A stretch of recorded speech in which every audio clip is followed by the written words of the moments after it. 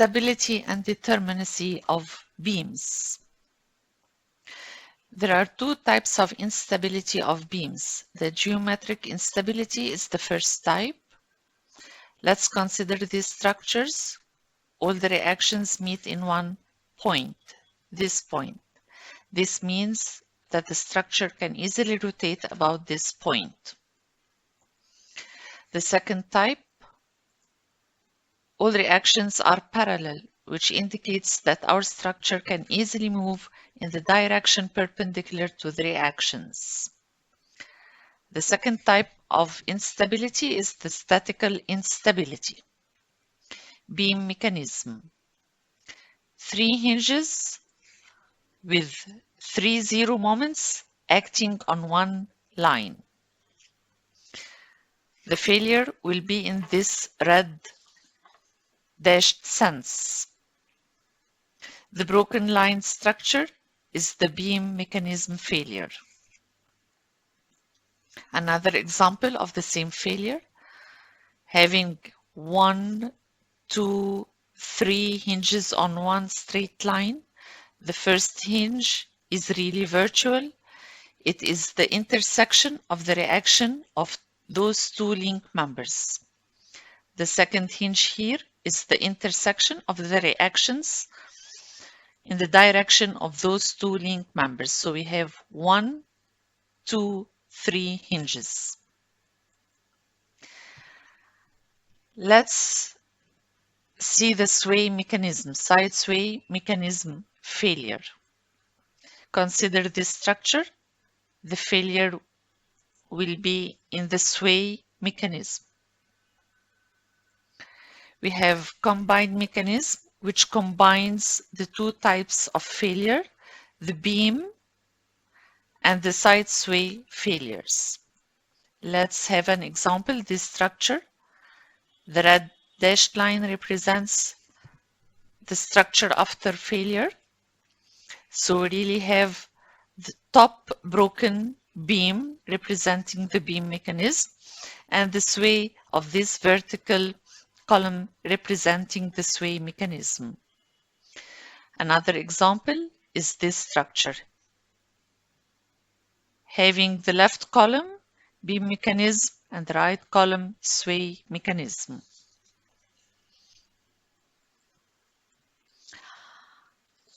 Let's consider the number of equations of equilibrium to have the symbol E.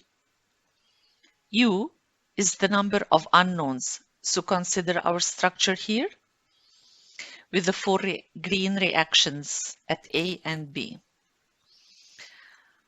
One critical equation must be fulfilled to maintain stability of structures, which is the unknowns must be equal to or greater than the number of equations. The 3 equations of equilibrium are sigma forces in the x direction equals 0 and sigma forces in the perpendicular direction y equals 0 and sigma moment about any point equals 0. We have n plus 1 extra equations from intermediate hinges where n equals the number of members connected to the hinge. In our case here, C has 2 members connected to it, a left member and a right member. So 2 minus 1 gives 1 extra equation in our drawn case here. Let's take several cases. The first case, we have 1 black member, 1 brown member, making 2 members. We subtract 1, then we have 1 extra equation from the intermediate hinge. The second case, we have 3 members connected to the intermediate hinge. We subtract 1. This gives us 2 extra equations. The third case, we have 2 members because the black 2 members are considered really 1 member connected to the intermediate hinge, and we have another member, brown member. So we have 2 members minus 1 making 1 extra equation.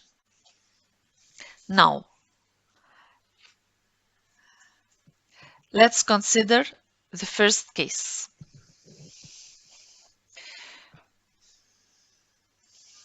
We have 0 moment here for the black member at the intermediate hinge, and we have another 0 moment here for the brown member at the intermediate hinge. For the second case, we have 1, 2, 3, 0 moments for the 3 members connected to the intermediate hinge. For the third case, we have 1, 0 moment for the brown member, but we have a value of the moment on this black member has a value in balance with the moment on the other black member. And therefore, those 2 black members are really considered to be 1 member connected to the intermediate hinge here. The reason why we subtract this one here is because we can compute the 0 moments in each member connected to the intermediate hinge from equilibrium independent equations of the structure. However, 1 moment can be computed from the equilibrium of the joint. This gives a dependent equation which is removed from the total number of equations. This means, take the second example again. If you compute this 0 from the equilibrium of the structure and we compute this 0 from the equilibrium of the structure, we don't need to compute the moment on the black member. We only fulfill the equilibrium about the intermediate hinge and we get the value of the third member. Let's take some examples.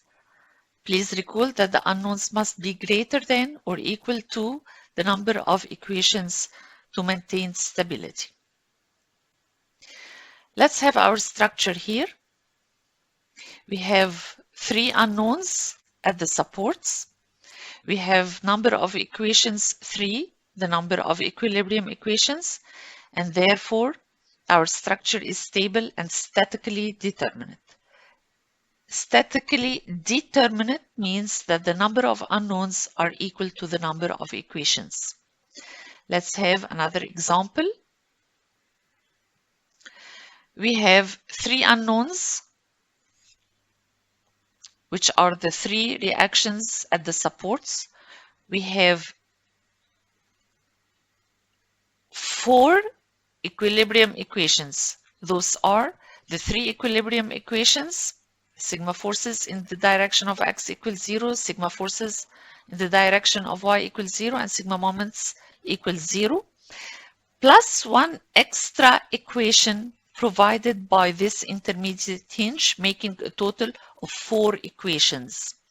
Now the unknowns are less than the equations, therefore our structure is unstable. Let's have a third case here. The unknowns are 3 and 1 internal force in the link member, giving a total of 4 unknowns.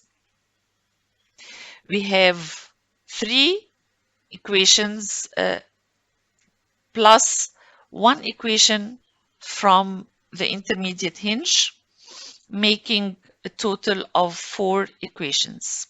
The number of unknowns are equal to the number of equations, and therefore the structure is stable and statically determinate. Let's have this structure. We have 8 unknowns, 2 at the hinge support, 3 at this fixed support, and 3 at the other fixed support, making a total of 8 unknowns. The equations are 3 from the equilibrium equations and 2 from this intermediate hinge. It has 3 members connected to it. We subtract 1 and we gain a 2. giving a total of 5 equations. The difference between U and E is 3, and therefore our structure is stable and 3 times statically indeterminate. Notice those cases, the 4 cases of the intermediate hinge. Case 1 indicates that we have 1, 2, 3, 0 moments. Case 2 indicates that we only have 1 0 moment here. Case 3, we have only 1 0 moment here. Case 4, we have only 1 0 moment here. So the way we introduce our intermediate hinge is really critical in solving our problem. Closed vents. Let's have this closed vent. Let's have a section here. At this section, we have our 3 internal unknown forces and 3 equal in magnitude and opposite in direction on the other side of the section. So each closed vent gives 3 extra internal unknowns, which means that we cannot solve our problem without having a cut and knowing really these unknowns. The equations here, the unknowns first, are 3 external reactions and 3 internal unknowns. Please note that you can break the unknowns into external and internal unknowns, giving a total of 6 unknowns. The equation are the 3 equilibrium equations, and therefore our structure is stable and 3 times statically indeterminate. Having another structure with 2 closed vents gives unknowns of 4 external unknowns plus 2 by 3 internal unknowns, 3 for each vent, and we have 2 vents. U equals 10, and the equations are 3 equilibrium equations plus 3 minus 1 from this intermediate hinge. Therefore, our structure is stable and 5 times statically indeterminate.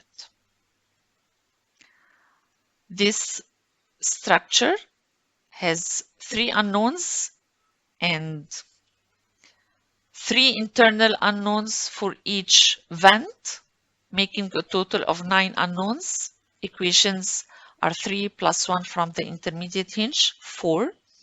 The difference between U and E is 9 minus 4, 5.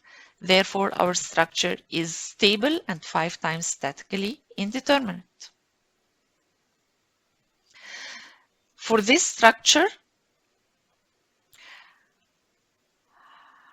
we have 4 unknowns, 3 reactions at the fixed support and 1 reaction at the roller support. But take care, this structure is unstable because the vertical left member can really sway. So before counting U and E, we must judge our structure using the engineering sense. Thanks for watching.